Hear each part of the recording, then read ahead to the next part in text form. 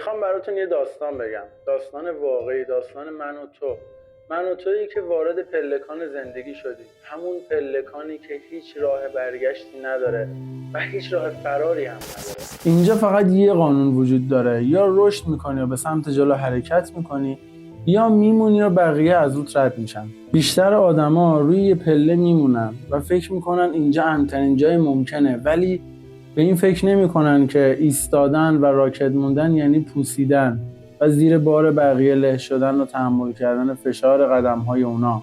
قصه ما ورق میخوره و زمان میگذره. بیشتر آدما دارن زیر وزن بقیه له میشن، ولی تنها کاری که میکنن غر زدنه، شکایت کردنه و دنیا رو مقصر میدونن.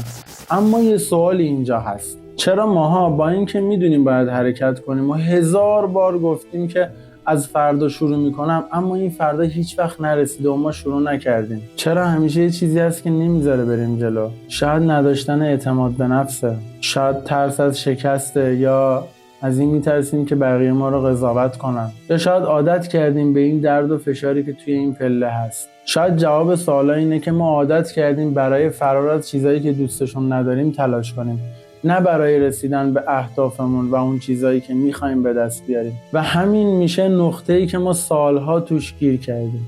این همون جاییه که بیشتر ما متوقف شدیم بین دوست داشتن و عمل کردن. بخوام واضح‌تر توضیح بدم، بین چیزایی که صرفاً فقط دوست داریم داشته باشیم و چیزایی که واقعاً هدفمون و میخوایم براشون تلاش کنیم. ما قراره پله پله بریم سراغ همین چیزا، بفهمیم چرا ذهنمون نمیذاره که ما رشد کنیم و به جلو حرکت کنیم، چرا نمیتونیم از منطقه امنمون جدا بشیم و چطور میتونیم از این شرایط بیایم بیرون. هر اپیزود میرا یه قدم برای بالا رفتن از این نردبون، برای یه پله به شناخت خودت نزدیکتر شدن، برای اینکه بفهمی برای چی آفریده شدی، هدفت توی زندگی چی و میخوای به کجا برسی.